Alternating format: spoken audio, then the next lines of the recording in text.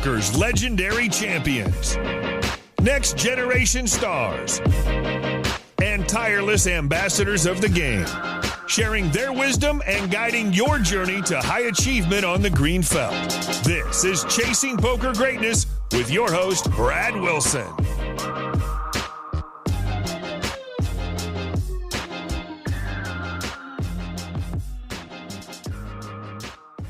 Hello there, my friend. Coach Brad here, and I want to welcome you back for another episode of the Chasing Poker Greatness podcast. Today's guest on the show is the author of The Pursuit of Poker Success and the president and editor-in-chief of PocketFives Lance Bradley. Lance's story is about to quite frankly blow your mind. His career has taken him from poker journalist to being in charge of one of the largest poker platforms in the world, smack dab in the middle of the poker boom, to calling his own number at the WSOP by working excruciatingly long days on his own dime.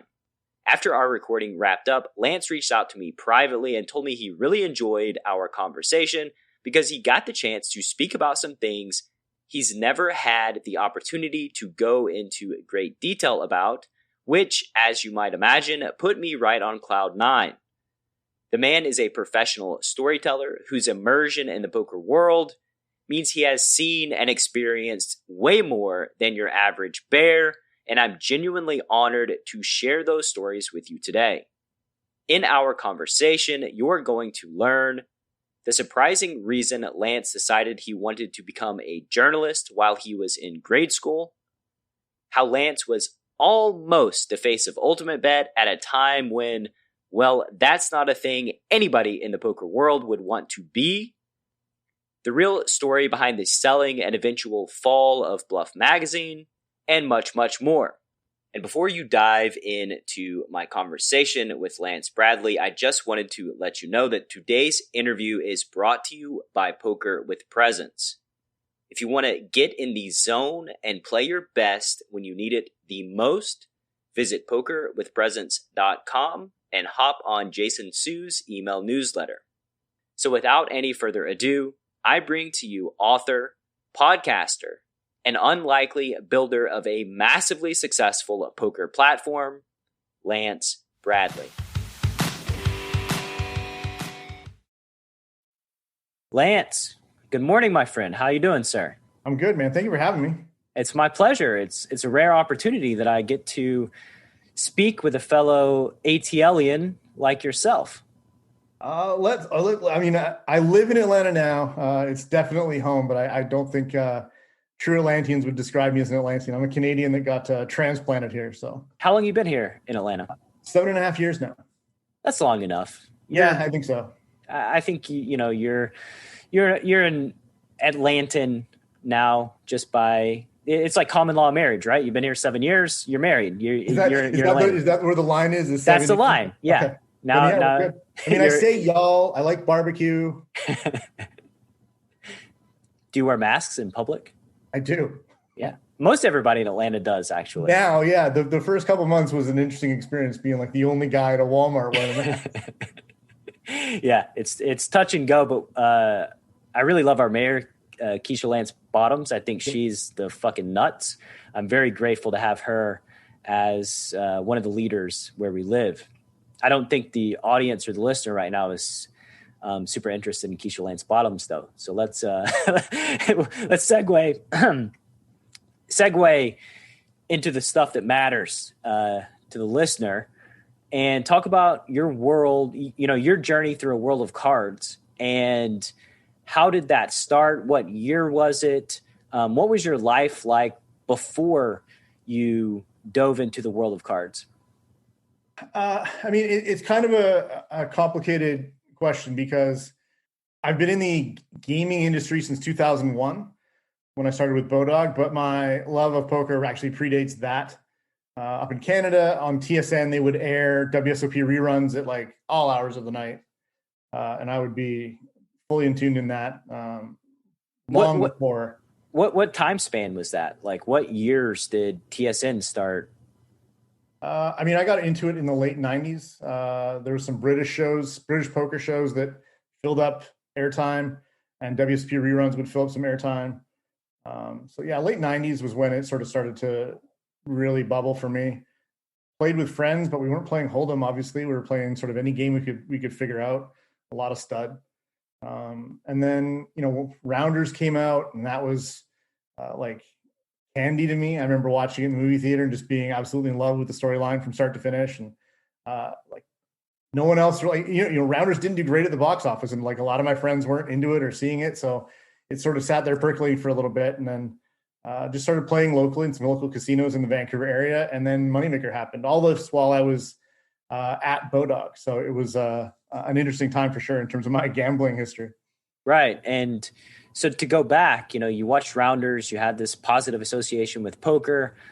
Have you always loved games? Is that something you're drawn to? And what was the appeal? Yeah, my story is going to sound pretty familiar to a lot of your listeners in terms of the origin story. When I was a kid, I loved card games. My parents played bridge once a week when I was really young. And so I was exposed to it. I didn't understand the game at all, but I got to see the camaraderie at the table and a little bit of trash talk, some drinks being passed around and whatnot. And then as I got older, my grandparents were all into card games, whether it was cribbage or rummy. I played a lot of rummy with my grandmother over the summers when I was really young. And I just always was into being able to think there was a way to outsmart my opponent at the game we're playing, as opposed to something where you're just rolling some dice and hoping for a 6 or whatever it is, right? Yeah, so Candyland. I was always into the games like that. For sure. And me as well. And I think that's a lot of folks' history with poker, is just loving the psychological element of it, the battle of wits, trying to outsmart, outthink, and outplay your opponent, which I'm pretty sure that's the tagline for Survivor. But yeah, very familiar. And what was your original, what were you aspiring to be in your professional life as it was leading up to this love of poker? And then how did you get involved with Bodog? Yeah, so they all sort of roll into one. I was in third grade when I decided I wanted to be a writer. How? Why? What happened? Actually, second grade. I was second grade, and it's a silly story, but it was one of those ones where you had to write a short story and turn it in, and all the kids turned in their notebooks, and the teacher did something like, there was one that was really good, and I wanted to read it to the class, and she read my story, and she said to me, I remember sitting in class hearing her say this, like, "You're a good writer. You should do this." And instantly, like, I went home and I was like, I'm going to be an author. Wow. My parents were like, okay, that's out of nowhere. My dad was an accountant. My mom worked at a bank. An author was not sort of in their sight of what they figured I'd end up being. And growing up through junior high and high school, I journalism classes as much as I could, writing classes as much as I could. And then I was actually in journalism school in Vancouver, and I saw an ad in the newspaper, of all things, where they were looking for somebody with a sports interest. And my goal was to be, at that point, was to be a sports writer. And they were looking for someone with sports interest who understood gambling and had a customer service background. And of course I had like retail experience and worked in movie theaters and stuff in high school. So I had the customer service experience, and I applied and walked in, and it just so happened that the guy running the company went to the same high school that I did. He was 10 years ahead of me. So it was one of those interviews where like we just sat around and shot the shit for 30 minutes, and then he offered me the job. There was no like actual discussion of my qualifications. It was just we're from the same hood, so you're good here.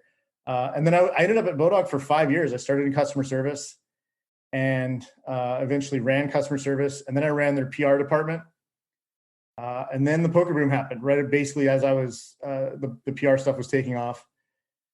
And they said, hey, you're like the one guy in the company who really likes poker. Do you want to run the business channel? And I was like, yeah, absolutely. I mean, Party was crushing at the time, and they were everywhere. World Poker Tour was just really starting to take off. And I was like, okay, sure, let's do this. And, it was go out, find some software, build a customer support team, build a marketing team, make the product better. Let's figure out a way to launch in the space in a big way. And Bodog was still is, but at the time they were a major player in the sports betting side.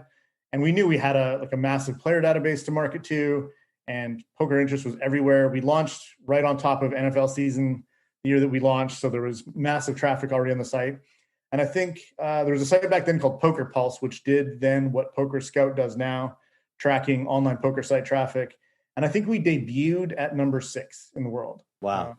And it was a lot of fun. I mean, the people I worked with through that 2.5-year experience running the business, I'm still in touch with now. And, we reminisce about the good old days a little bit, but because it was a crazy time to be in poker. I mean, yeah, like nowadays, the listener may not realize that like number 6 is like, okay, so somebody started a new poker platform, right? Back then, there was a lot of competition. Yeah. And number 6 was like a really big deal because there were literally hundreds and hundreds of poker platforms all competing and trying to make it.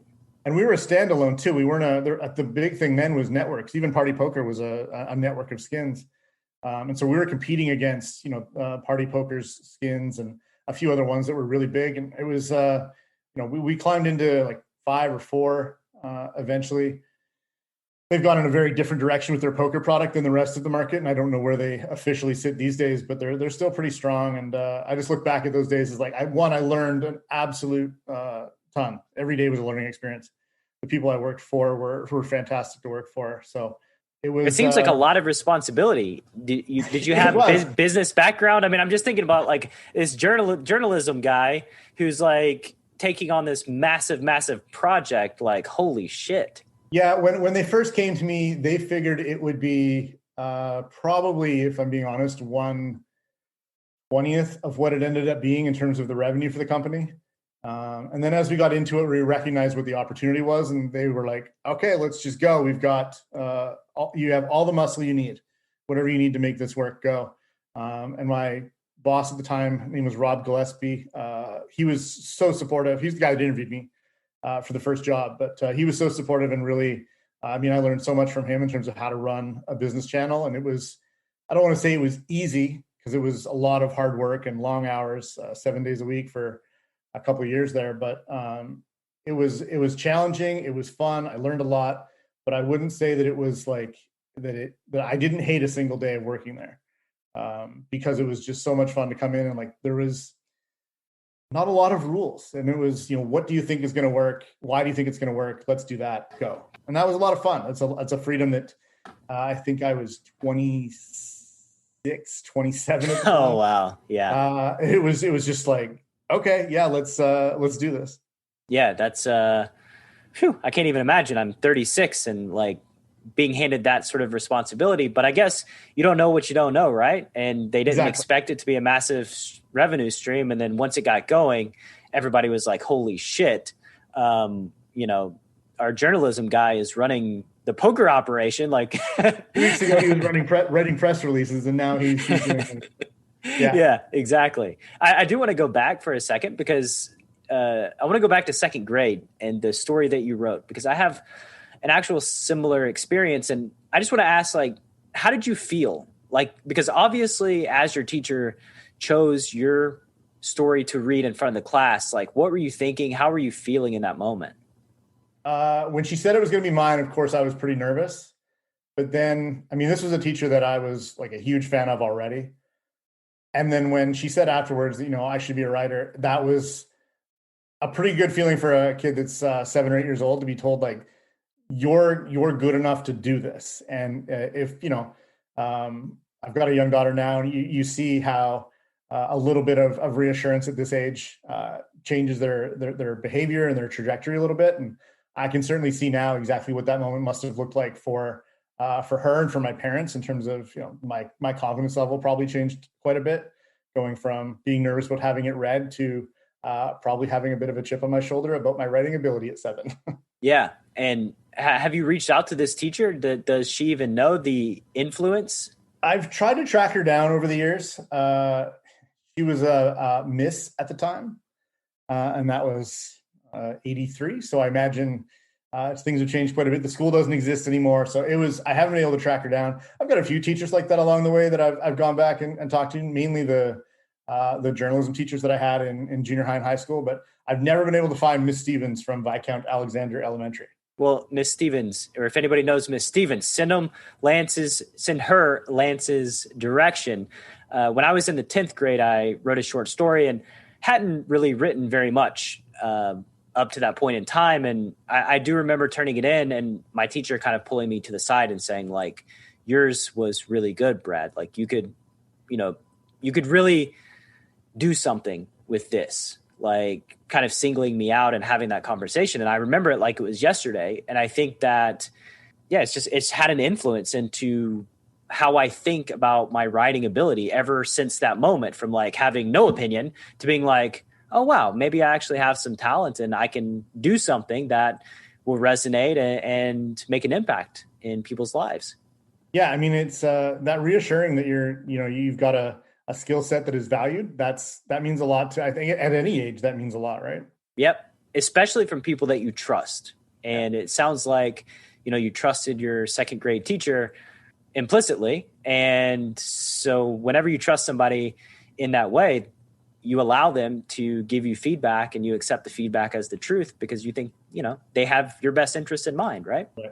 Your parents can go one way or the other because that they're biased. Like, know that, like, They're even supposed to say it. Yeah. Even a 7-year-old knows that like their parent is biased and they're capable of blowing smoke up their ass and, all these things. But when you hear it from an outside trusted source, that really matters, to us. And so you go from like the Bodog poker room manager, and then you went to Bluff Media. Could you talk about that transition? How did that happen? Yeah, so that's actually interesting. I left Bodog right before Jamie Gold won the main event, actually, wearing Bodog gear, which was like, if you look back at our marketing efforts, the first couple of years we were up and running, we leveraged as much as we could the WSOP brand, lots of qualifiers, trying to get satellite people inside so that we could have a deep run from somebody. But I left that summer and really didn't know what was next. But why'd you leave? We had a sort of a disagreement over the direction of the product, and maybe they were right, maybe they weren't. But it was really no longer a fit. And I didn't leave with any hard feelings towards the people that hired me and the people I worked with. I missed my team dearly, and I think they missed me a little bit too. But mutual parting of ways that was pushed along by them. I didn't want to leave, but when it was brought up, I was like, okay, let's do this. I got a decent handshake on the way out the door that allowed me to take some time to myself rather than having to jump out and find something. And then it was a matter of like, okay, what's next? Poker was booming still. And then one day that summer, UIGA passed, and I had actually interviewed for a job with this online poker room called Ultimate Bet. I'm not sure if you're familiar with it. Yeah. Who could remember Ultimate Bet? That's like the platform that I put almost all my volume in at the time. Right. A lot of people did. And they were looking for a Lee Jones-esque poker room manager. And one of the gaming recruiters had put us in touch. And for those, I want to stop for a second. For those that don't know, like, Lee Jones was the poker room manager at Stars and would come in and talk to people in final tables and like negotiate all the deals that they were running. So he was like a very visible manager of the poker room on Stars. Yeah, and very much like a public face for the product. And that was what Ultimate Bet was looking for. This was late July that year, early August, and I did a couple of interviews with them. It got to the point of they're like, okay, so the job is in either Toronto or London. Ultimately, it'll be up to whoever we hire. Where would you want to move if it was up to you? And I could tell that like an offer was probably coming. And then woke up to the news that UIGA had happened and stopped hearing from them. Really? They ghosted you? I mean, that's everybody in the industry locked up at that point. The future of the U.S. market was in question. And whether you were, party left, what was Ultimate Bet going to do? What was Stars going to do?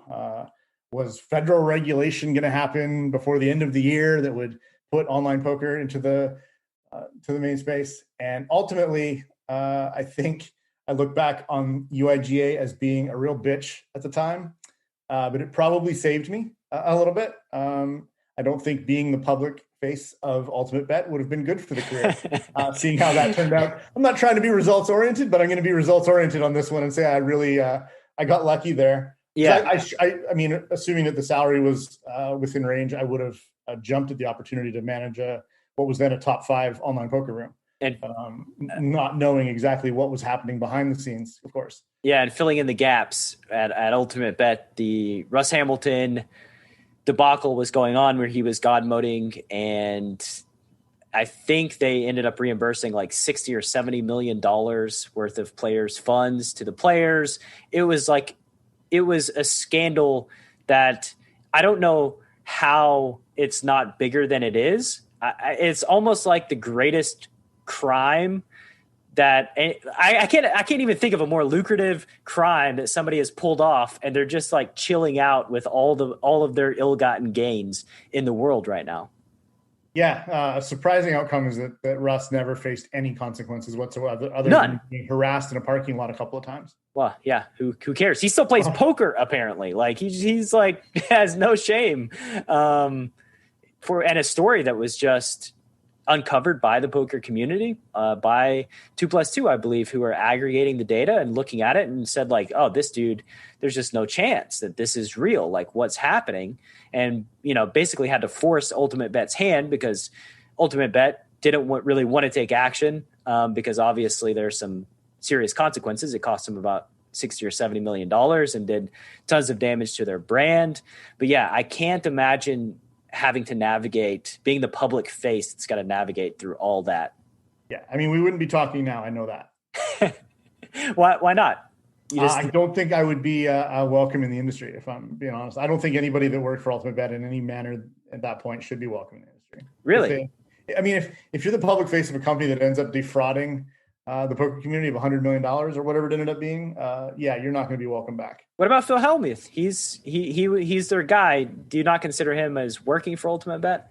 I mean, his checks came from Ultimate Bet, but I don't think he was involved in operations as much as people want to think. Maybe I'm wrong, but I always got the impression that he was the put the patch on, put the hat on, do the commercials type thing. But I think if I had been involved in day-to-day operations with the company as the role would have required, I think that's a little bit different than the ambassadorship. Yeah, you're the messenger that's going to get just eviscerated in the poker community. I know that like there were some tapes that came out after the fact, maybe in like 2013 or 14, with executives discussing Annie Duke and saying that Annie Duke had used the God Mode account at one time, and like it just is a thing that sticks to your reputation in the world of poker. And I like Phil Hellmuth. He's been on this show, and I hope that he was staying in his lane and he was doing the promotions, had no no intel. I think he probably left too late. I think by the time the allegations were out, he was still around a little bit. I think that's where you can find fault in these guys. If you know that the company is or have reasonable doubt that there's something shady going on and you're still collecting those checks, I think that's problematic. It is for sure. But, that's a long time ago, actually, like 14 years ago, something insane like that. Yeah. It feels like a lifetime ago. I mean, we're coming up on 10 years of Black Friday, which is crazy to think, really. Yeah, we're going to be in the ground soon, Lance. It's time is going by real fast. Like the Postle thing has been going on for like a year already. And I do want to ask your opinion on that, but I want to stick with your story right now.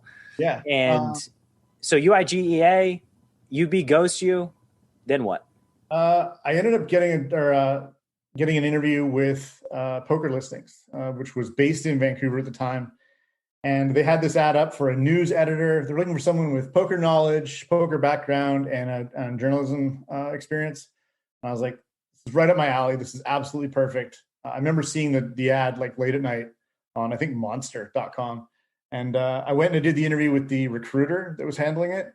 And it was one of those ones, again, where I left the interview like, okay, I absolutely smashed that interview. I'm probably going to get an offer here. And then they ghosted me. Really? And I was like, this is really weird. And finally I got frustrated. And I actually just phoned the recruiter and I was like, what the hell? And they're like, yeah, they've just decided to you're not a candidate they'd like to consider. And maybe you just I'm trying to figure out exactly how much of this I want to tell, but it turns out that somebody at Bodog had told them I had a non-compete that would have kept me from working for them, which wasn't the case. Part of my exit allowed me to not have the non-compete enforced. Yeah.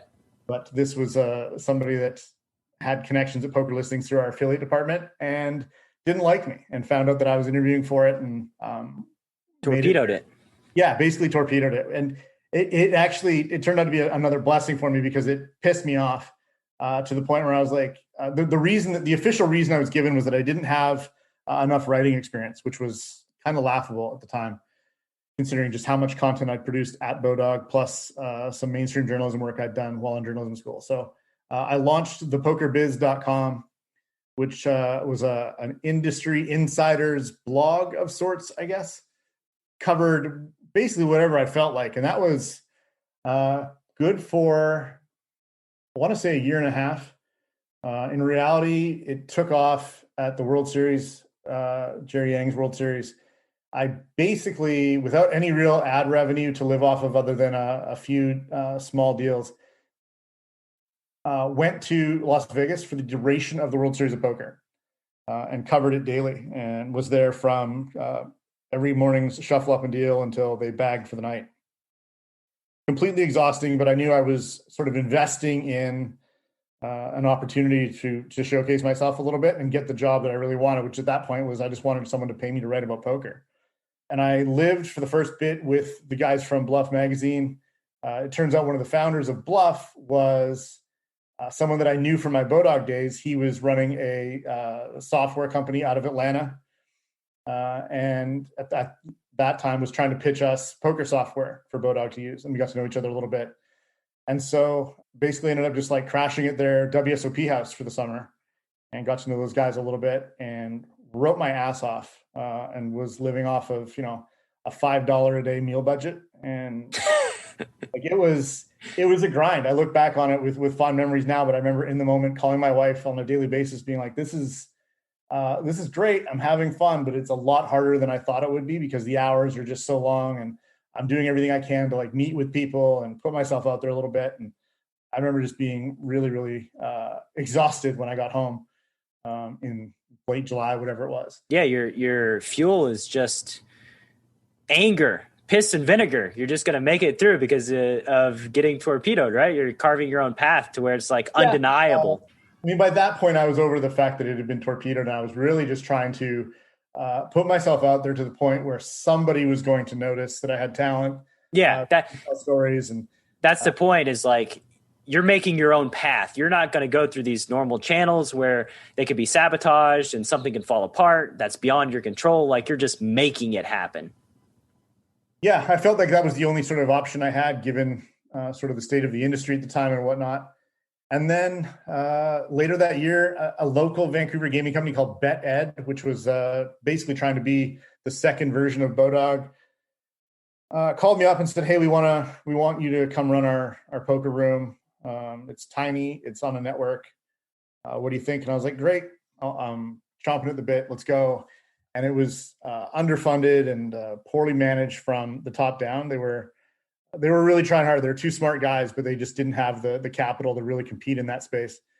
And so I ended up talking to the guys at Bluff at one point, and they're like, "Hey, I think we're going to have an opening here for an editor. Are you interested?" And I couldn't get yes out of my mouth quick enough. Yeah. They're like, "Yeah, you'll work from home." And it turned out like the salary was going to be double what I was making at BetEd, which I was like, let's go for it. Let's do it. And so I wasn't making a lot at BetEd. But it was a good opportunity. It was managing editor, and they basically needed they had the magazine, and they had Matt Parvis as the editor in chief running that, and he was doing a great job. But they wanted somebody to take over the digital side and really give them a website presence and do daily news and really cover some things that they weren't covering at that point. There was no bluffmagazine.com at the time. Was basically just click here to subscribe to Bluff Magazine and get 12 issues in your mailbox throughout the year. It was very, very old school. And so I was given carte blanche to really sort of do what I wanted with the news coverage of poker. So again, like I landed in a great opportunity that I think I worked pretty hard to get. And it turned into a couple years later, Parvis left to go to Poker News. And they said, "Do you want to run the magazine as well as the digital?" And I was like, "Yeah, let's go." And I ended up being at Bluff for 7 years, 7.5 years, I guess. including a move to Atlanta, where I am now. They got bought by Churchill Downs, and one of the first things Churchill Downs said was, "How do you feel about Atlanta?" And we explored the opportunity and just wanted to try something different. And Atlanta was such a great fit for my family at the time. And what ultimately ended up happening to Bluff Magazine? Because Bluff Magazine's not a thing anymore, right? Was it a Black Friday victim? No, I mean, Black Friday wasn't great, but what was sort of the end of Bluff was the acquisition by Churchill Downs. They were acquiring Bluff to be a conduit for them to launch an online poker product in a federally regulated United States market. And they were working off some knowledge they had or believed they had that federal regulation was going to be a thing. There was a chance it was going to be a thing, but it's coming. And that they had the votes to pass it. That never came to fruition. State by state started coming up, and we were working there. But and in the background, I was also working on Churchill Downs' online poker product. They were wanting that to be ready the second that they could launch in any given state. And so we went through that process a little bit in the background, and then it became clear that they had invested in the wrong online poker platform. It was an untested, unused product. And despite hiring a team of developers to try and make it better, states weren't coming on fast enough, and they just decided to pull the plug on the entire project. And it was, they let us cover the main event before telling us. I remember I was in the car with four of my staff, on our way from Aria, where we were staying, to the Rio to interview the November 9. They were in there. This was 12 hours after the final table was determined. And my phone rang, and it was a Kentucky number. And I knew who it was, but I didn't answer it. Got to the Rio. They all went in to do their interviews. And I hung out outside the suites there and called back. And I mean, I knew why they were calling. Well, how'd you know? Just instinct. I mean, this wasn't somebody that I had regular communication with. Maybe once a month we would have a catch-up call. For them to call me out of the blue in that moment, I knew this was not good. This wasn't good. And basically he said, yeah, we're pulling the plug. We fought hard. You guys did great content, but we're just going to be exiting poker, it seems. So walked back into the November 9 interviews and bluffed my way through an hour of interviewing these guys, knowing there was no outlet to publish it. And then drove back to Aria with the guys and called a meeting an hour later, got a chance to compose myself, and said, and got to deliver that news to those guys. And those were guys that, I'd worked those long hours with and spent a lot of time getting to know in Atlanta, and had gone to put the work boots on and gone to work with. And I love those guys and I love the work we did. But that was one of the most unenjoyable days of my career, was having to tell those guys that the flight home was the last time that we would be a group again. Before boot camp, I had been playing for maybe 15 years, somewhat seriously, always trying to get better, jumping from learning program to different learning programs and training site to training site. Kind of feeling a little bit lost, not really knowing how to go about getting better. And pre-flop boot camp just felt like a great starting point, a way for me to move from being a losing player to possibly a winning player. It felt like the right first step. Once you jumped in boot camp, what was your experience like? Well, first off, I realized that I'd been making a lot of mistakes prior to boot camp, kind of learning what ranges should look like and what hands should be played in what situations. It was exciting because I could see what other people had been doing to me, what I had been missing in my game. And then from there, just the whole camaraderie of everybody that's signed up, working together, trying to achieve that goal.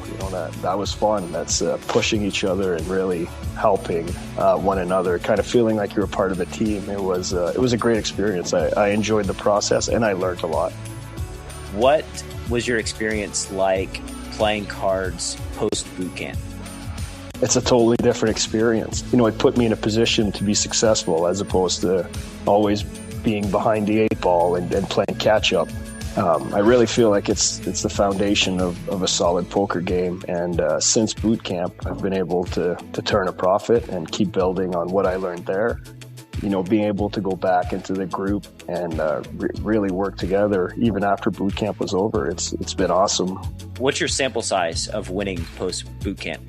I think I have 70,000 hands played by now. I'm a father and I have a job, so I'm not a professional player by any means. That's my sample size.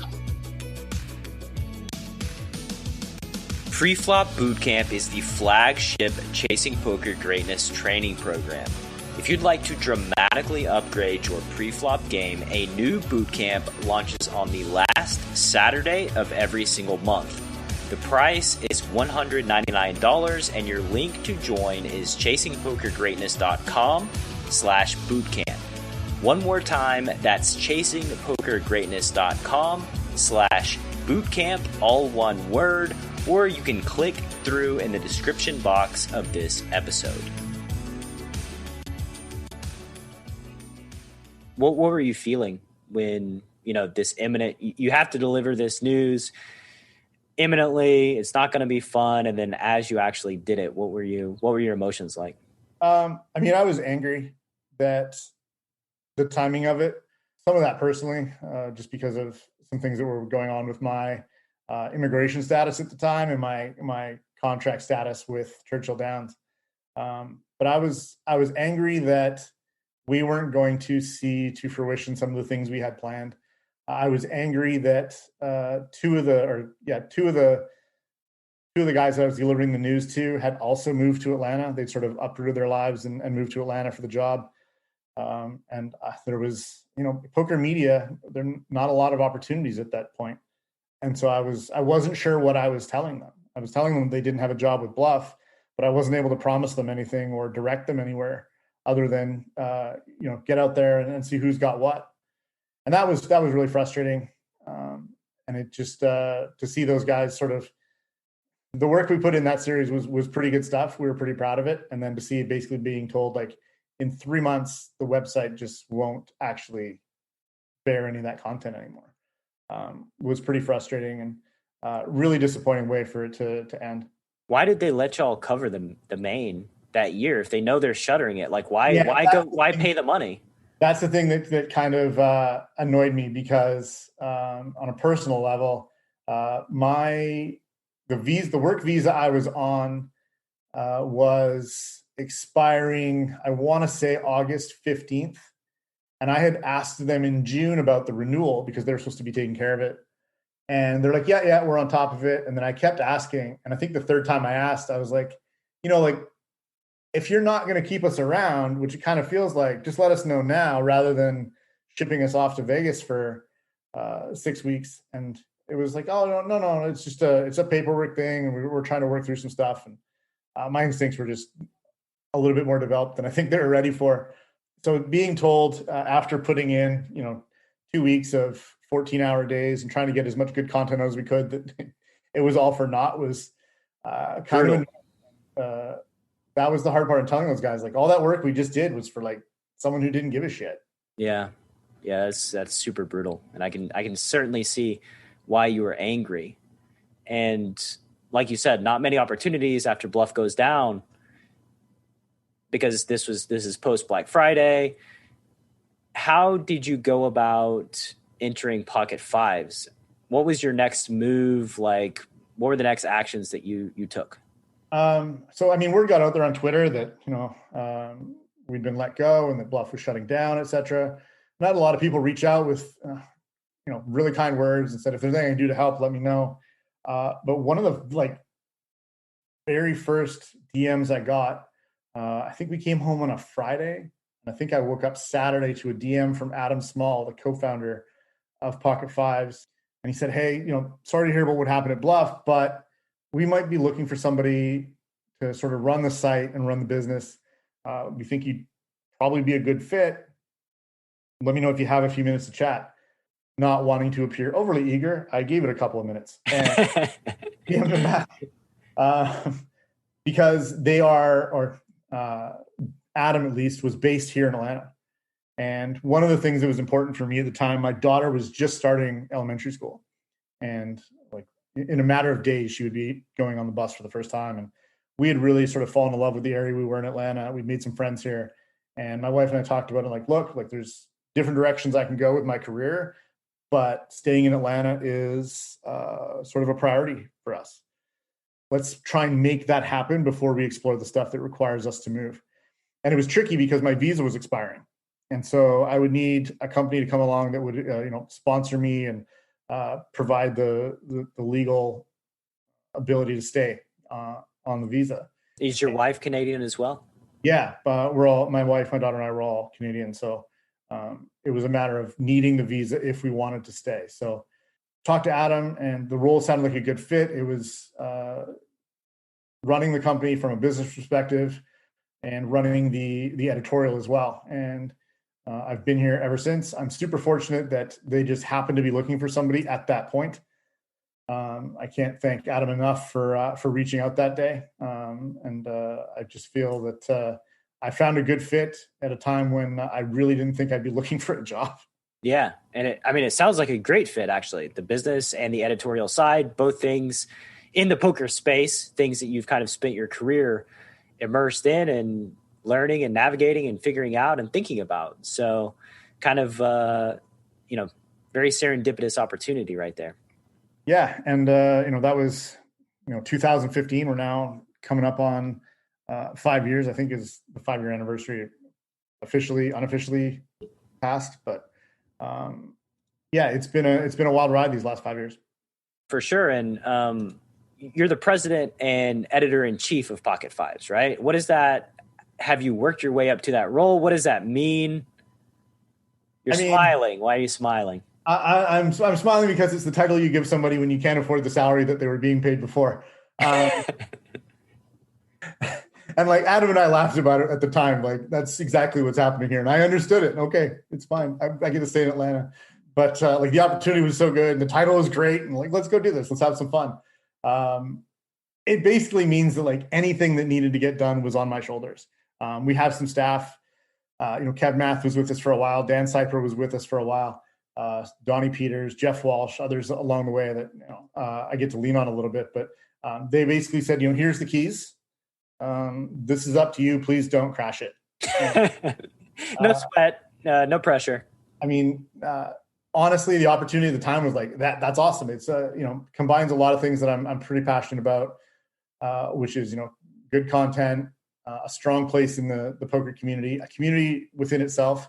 The PocketFives community is a good group, and being able to sort of build a business, a better business around it is, was a pretty exciting opportunity. If I'm being really, really honest.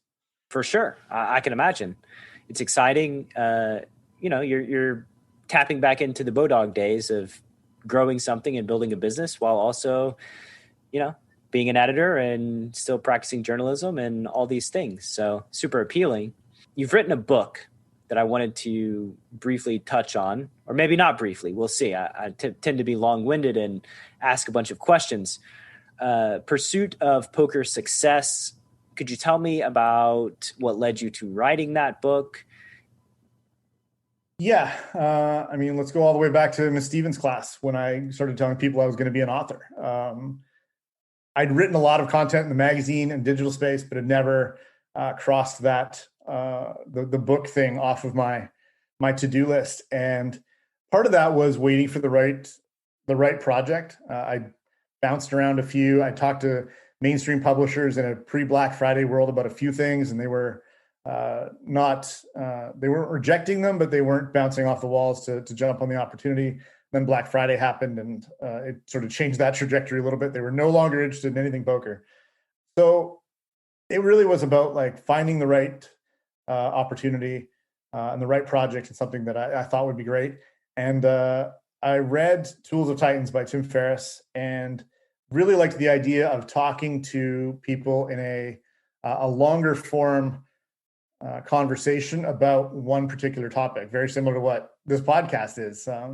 And the idea was, let's find 50 really great poker players and find out what it is that made them individually great. And as a group, what are the things that, what are the similarities between these 50 people that are traits that you should develop or hope to look for if you're really wanting to get to that highest level of being a professional poker player. It's not a strategy book. No one wants to know how I play pocket jacks from middle position because the answer is poorly. And that would be the end of the book. So I wanted to get into the minds of people that were successful and find out what drove them to the heights they were. What did you learn in writing that book? How was the experience? I mean, I've come to learn that a lot of people write a book on their life to-do list, their bucket list, I guess. If that's the case, I highly recommend doing it. It will stretch you in ways that you can't possibly understand until you do it. It will stress you out in ways that you can't understand until you do it. But I think the thing I learned about myself was like, if I really wanted to do books, it was something I could do. The experience itself was like super long days at some points, whether that was days where I would have 6 interviews booked back to back to back. And these were, 2-hour long interviews.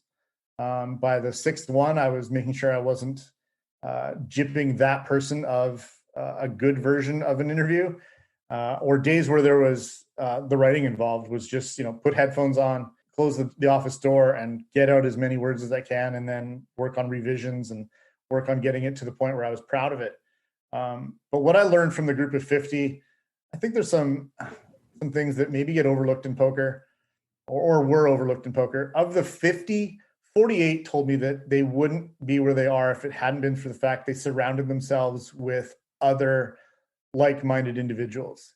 And while the book makes that case for doing that in poker, if you want to be a great poker player, talk strategy, run through hands, learn from other poker players. That's your best bet, is to build a solid group of 5 or 6 people you really trust and really want to work with, maybe that think differently than you, and you can walk through your hands and ask questions that way. But I think that applies to anything you want to do in life. If you surround yourself with other people that are good at what you do, you're going to develop at a much quicker pace than if you're trying to do it by yourself. And it's because we only have this one perspective, right? Like we only have our one life perspective, and we reach a point to where, we get caught in this like a mental feedback loop, and we don't know how to progress. Like we just don't know what to do. And then somebody comes in with a different perspective and says something that makes you think about a thing that you've thought about a ton in a different way. Then all of a sudden it's like, holy shit, now there's this whole other world that I need to go and explore. And like, you never get that opportunity by yourself because you never have any of these other perspectives. And yeah, like Fedor Holtz has, talked about 1 + 1 = 5 and, growing exponentially by connecting yourself with certain people. And if there's a listener in the audience right now that's wondering what they should do in their poker career, do that. Find people to give you a different perspective than the way that you currently think, because it will be mind-blowing, and the value and progress that you can make is just insane over such a relatively short period of time. It's not an accident that a bunch of Germans got really good at poker at the same time. Yeah, they weren't just lucky that they all moved in together and like, oh shit, we're just the best in the world. Wow. And now we're seeing, we've seen the same out of Brazil for the last 3 years. It's not an accident. It's these are people that are working to improve their game, and they're doing it by asking questions of people that are going to give them an answer that maybe they don't even like. And that really challenges the way that you think about things. Yeah, they're poker factories, right? They're just like little poker factories that are churning out world-class talents over and over and over and over again. You've heard me talk early and often about how improving your awareness while you're playing cards so that you make better decisions in the moment and notice trouble spots that merit deeper consideration is one of the most valuable things you can do to make more money on the felt. In my conversation with the only 4-time WPT main event champion ever, Darren Elias, he told me that his ability to shut out all of the distractions in the world and fully focus on making great decision after great decision is his superpower he most attributes to his success. And you cannot improve your awareness at the tables without being fully present. When you learn how to stay fully in the moment on the green felt, you can finally have a clear path to becoming the absolute best version of yourself, which leads me to Jason Su. Jason is one of the foremost authorities on the planet when it comes to playing poker with presence. As a matter of fact, he even wrote the book on it. Here's a direct quote from Nick Howard at Poker Detox on Jason's ability to help you stay focused. Quote, Jason's work is a new paradigm in poker and performance, end quote. And these aren't just empty words. Nick has put his money where his mouth is by hiring Jason to coach up the Poker Detox crew. And as a loyal listener of Chasing Poker Greatness, you know by now that I would not be promoting anything I didn't 100% believe would improve your poker skills and your life. So if you want to master your emotions and perform at your peak with presence while doing battle in the arena, you'd be doing yourself a grave disservice if you didn't check out Jason's work at pokerwithpresence.com. One final time, that's pokerwithpresence.com.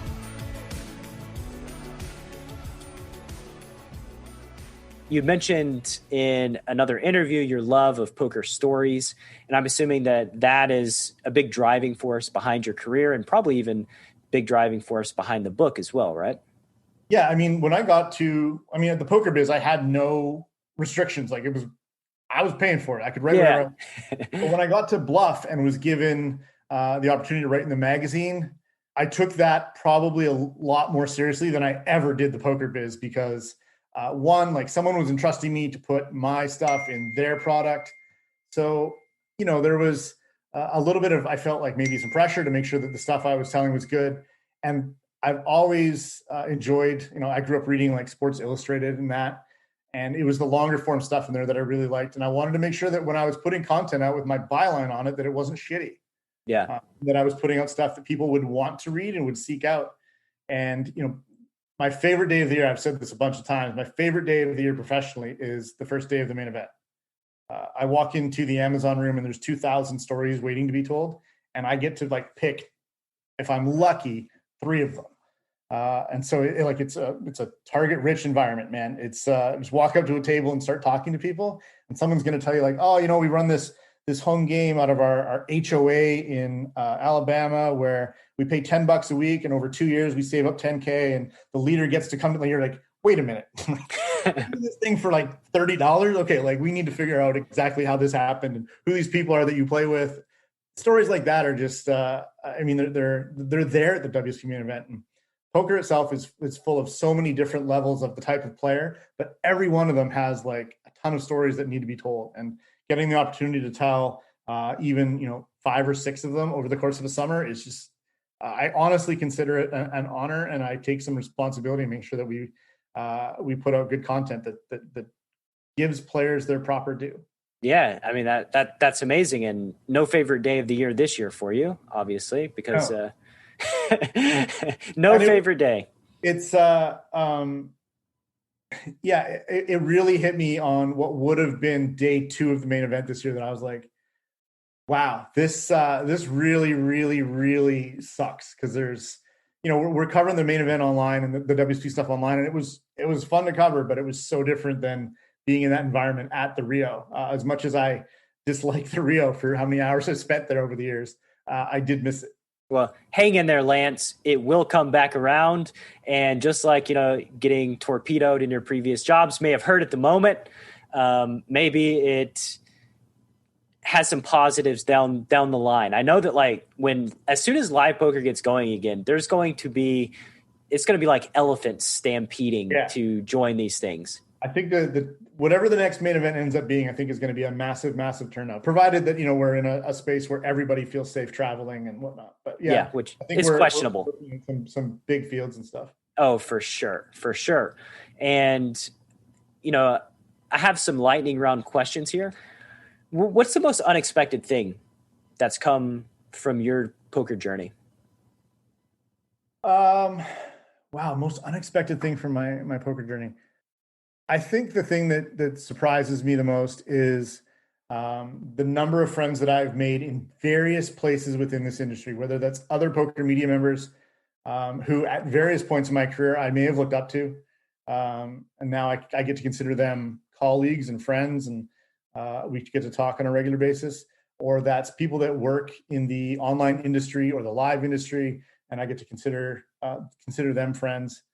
Or the players themselves. I've made it a goal of mine to not be overly friendly with players, and that's because I wanted to make sure that I was always able to cover them in a way that was fair and honest to the reader.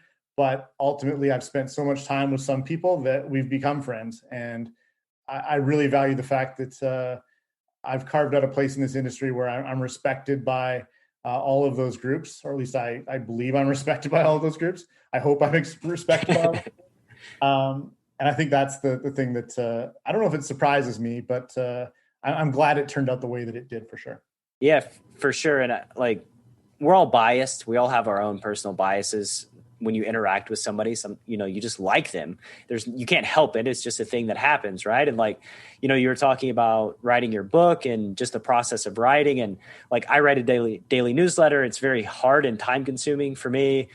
It actually takes me 1 to 2 hours every single day. And for those of you who may not know, this is some big brother shit, but I can see people who opens the newsletter, right? I can see who my most frequent readers are. And I know that Matt Savage reads every single one that I send out. He's on there opening and reading every single one of them. And there's no chance that I could objectively cover anything Matt Savage does in the rest of his life just because I'm man, I like this guy. He's been on the show twice. He reads all my newsletters. That's just a relationship that came about through the podcast, and is you just can't help but love these humans that you interact with and hear their stories. Yeah. And I mean, I think that's I talked about sort of the responsibility to the reader. And if there's somebody that I'm covering or working with that I would consider a friend or I'm friendly with, I think it's up to whoever's doing that, whether that's me or someone else in the industry, yourself. You've just got to put those biases aside and do your best to provide an honest look into what you're doing. Yeah. I mean, you have to be fair, right? You try to look at things objectively without letting the subjective creep in. Right. So where do you see this industry going moving forward? I mean, I think when we say this industry, we need to qualify what we mean by that, because there's so many sort of tentacles of this industry. What is online poker is an industry unto itself. Live poker is an industry unto itself. And yes, they have some overlap and they both definitely grow off of each other. Let me clarify. Let me segment then. Let's go with poker news first of all. Where do you see that industry going, since that's a big part of what you do? The poker media side is interesting because I think online poker regulation in the United States at the federal level is never coming. And I mean never as in never while I'm breathing. It's a pipe dream at this point, but state by state at a highly accepted level, I think there's a shot at that. But what that means is poker media sites need to figure out ways to monetize. And, there's affiliate business, there's ad business. You can do all of that, but we may need to get creative over the next few years and figure out ways to monetize if we want to continue to have sort of a wider range of poker media sites out there. And poker media itself is changing in that, 10 years ago, it was all written. Everything was written articles. Podcasts became a thing. Video became a lot cheaper to produce and host, and now that's an important segment of the industry. So it's a matter of poker media sites figuring out what's next and being able to monetize that. Do you have any guesses? Any clues?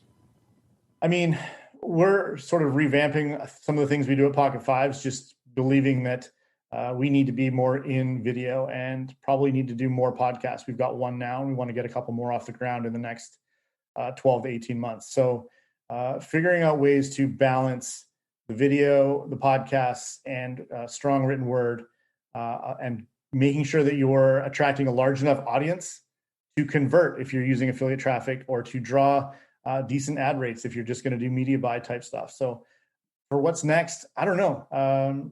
Shorter video stuff, maybe.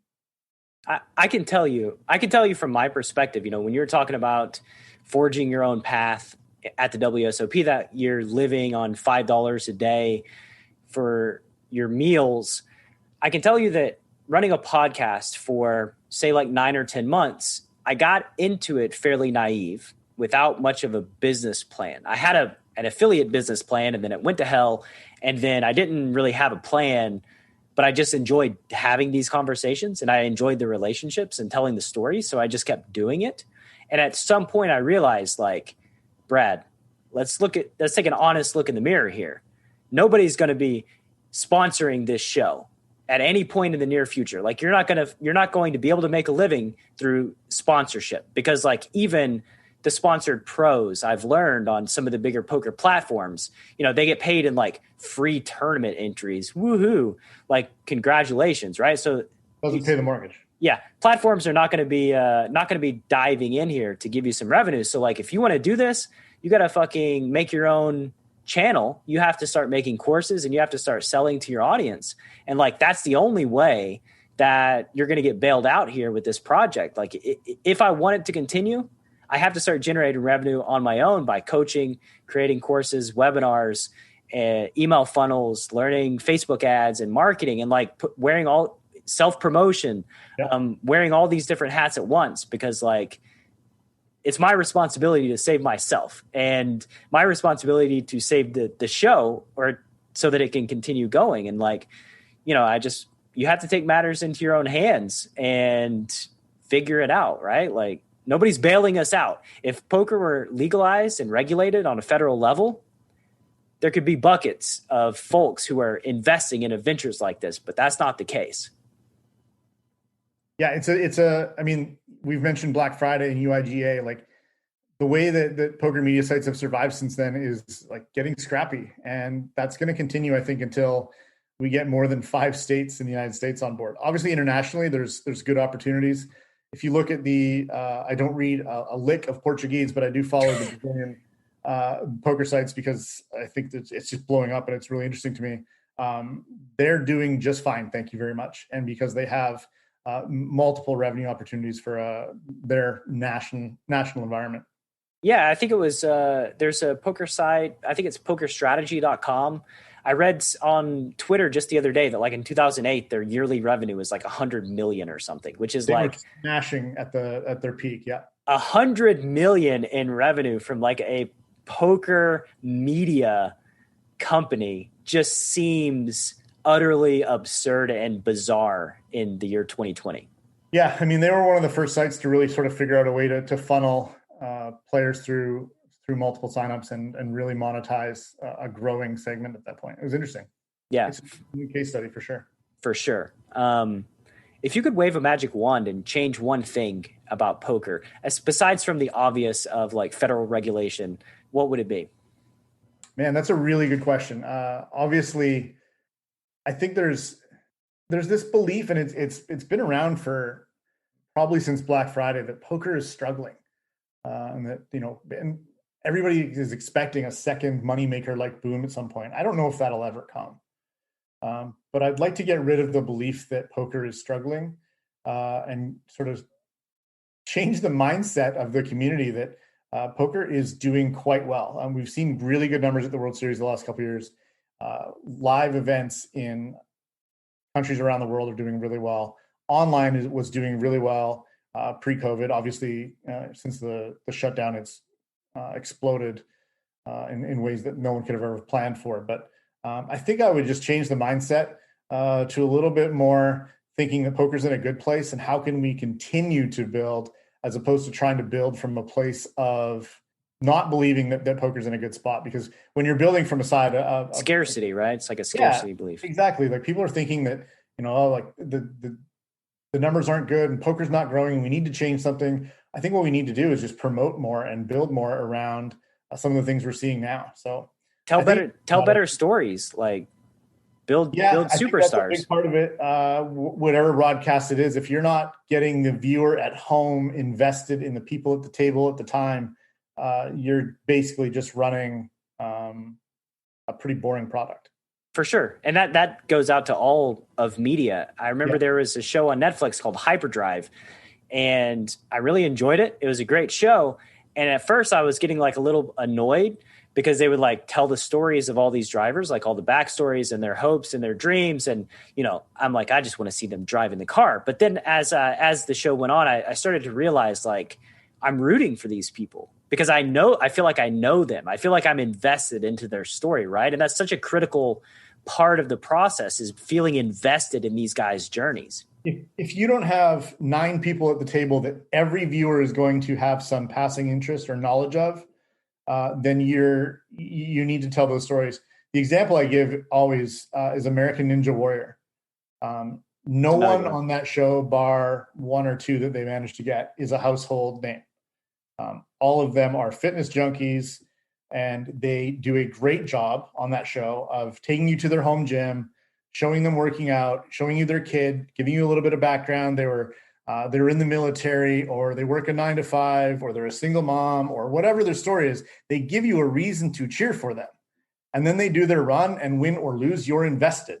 If they get to the end, you're fucking stoked for someone 7 minutes ago you knew nothing about. Yep. And we need to do a much better job in poker of making sure that when Dave Solansky from Everett, Washington busts in 6th place from the main event, that people are sad that Dave busted. Yep. Not who's left. Yeah, 100%. And like the power of story, it's so powerful. I remember, I don't even know what year this was, but I remember watching like some behind the scenes of John D'Agostino, who I don't even know where he's at or if he's still playing poker anymore. But like he was living in his house with his parents, playing high stakes poker, like in another room. And I remember it's stuck in my brain, this one little segment about this one guy that I haven't even thought about for 10 years. I remember that segment. That was either the U.S. Poker Championships out of the Taj, or it was the Turning Stone event that they did live-ish, I think. I'm not sure, but I do remember that segment. Yeah, stuff like that. It gives the viewer less reason to change the channel because suddenly they want to know how John's doing.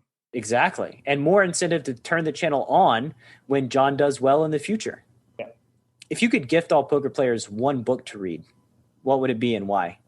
Has there ever been a book written solely on bankroll management? I don't think so. I think that would then let me write that book and hand it out. My concern there is, and the reason why I jokingly say that is because I worry about hearing stories of people that are 6 or 7 figures in makeup. And I don't know how you ever get out of that other than a big score, which requires you to chase. And that's dangerous. I see people playing over their heads in terms of the buy-in for the event they're playing in, for what they're bankrolled for. And I think that's dangerous. But outside of that, I mean, Tools of Titans inspired me to write The Pursuit of Poker Success. And part of the reason was that there was little snippets throughout it that people from industries I'm not involved in, but I learned from a little bit at a time. And I think something like that, everybody would be able to get through it and find something different that really applied to not just their poker game, but probably the way that they're living their life. I'm glad that you mentioned Tools of Titans. It sits on my bookshelf, and I stole this next question from Tim Ferriss directly. Sorry, Tim. If you could erect a billboard every poker player's got to drive past on the way to the casino, what would it say? Honor your debts. Well, why does that matter to you? If we're talking about how to build poker and promote poker, and I think that's hard to do if the mainstream media can jump on something like poker player owes $250,000. And that's a salacious headline that a mainstream outlet gets to cover, and it prevents them from covering something a little bit more positive from our industry. And I think an industry that's got some hidden debt to it, where some of the best players maybe owe other best players 6 or 7 figures, I don't think that's a good look. And I think that's harmful, potentially harmful to the long-term growth. And I think it sucks that there are people in our industry that will run up a debt and then not pay it. We see it not all the time, but we do see it, and we never see that person get outed unless it's someone that's done it to the extreme. And, you know, there's the expression, if it bleeds, it reads. It's more compelling, gets more clicks if it's something along those lines. And, you know, one of the more tragic and horrifying stories of the last year in the poker world was Susie Zhao. And to see the way that the mainstream media, I mean, obviously it's horrible. It's I can't imagine a worse situation than that. And the narrative spun was poker related somehow. Was this gambling debt that they put out there? Was we need to see if her job had something to do with this? Yeah, which means that there's a total disconnect between like the actual world of poker and what the general population thinks of the world of poker, and like it's on us to improve that image.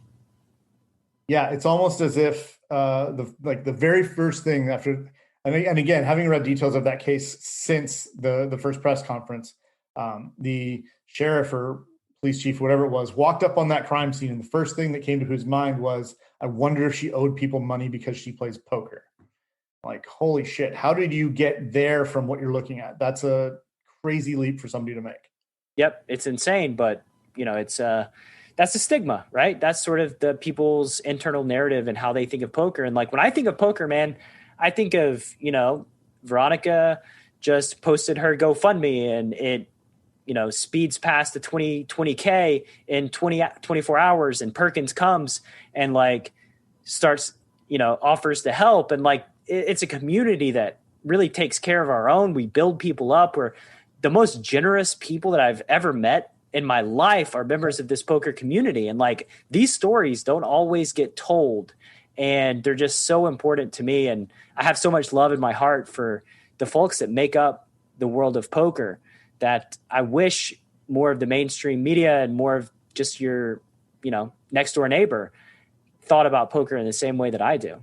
Given the amount of space that the Sacramento Bee gave to covering the Mike Postle situation, I was surprised to see that they didn't cover Veronica's GoFundMe being a success. But I mean, you're right in that it bleeds, it leads, and it just didn't bleed there, right? So why cover it?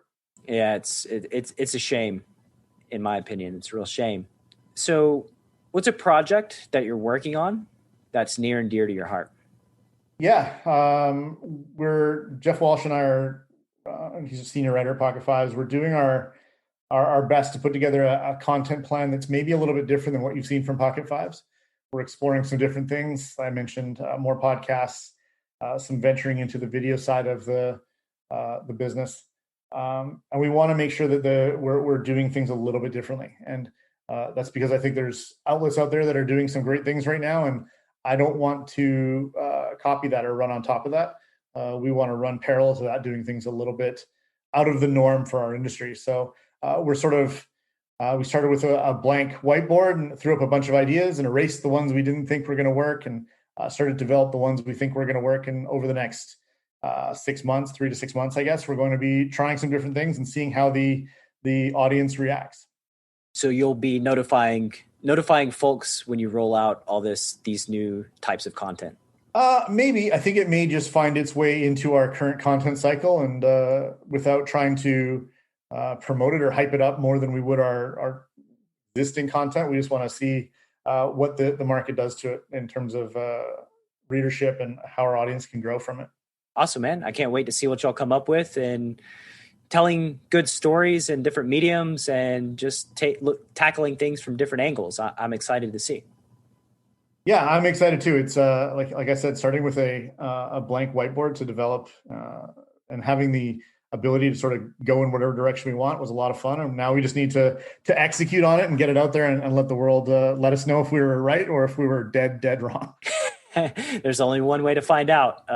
Luckily, the poker community, they're never critical or negative about anything. So not at all, especially if you put out an opinion on whether or not Phil Hellmuth is good at poker. No one ever jumps down your throat and tells you that you're crazy or wrong or silly, I think was the word that got used. A stoic bunch that don't let their emotions show, ever. Especially on Twitter or social media or anywhere like social media. They're really good at hiding their true thoughts and community breathe. For sure. Final question, Lance. Where can the Chasing Poker Greatness audience find you on the World Wide Web? You can find content on PocketFives.com, and you can follow me on Twitter at Lance_Bradley. And also, if we're on a pod, let's promote the other one. Donnie Peters and I host the Fives Poker Podcast. We get together once a week, usually, and just talk about the biggest issues in poker, the biggest headlines, and dive deep into what's going on there. Awesome, man. Check out the Fives Poker Podcast. Lance, it's been joy, pleasure having you on the show. I've really enjoyed it. Let's do it again in 6 months or a year. Check back in, see how the content rollout went. Let's do it. Appreciate you having me on. See you, man. Thank you so much for listening to this episode of Chasing Poker Greatness. If you have yet to subscribe to the show, please take a second to do so on Apple Podcasts or wherever your favorite place to listen to podcasts may be. For more content from me, Coach Brad, please visit our YouTube channel at youtube.com/enhanceyouredge, and I'll see you next time.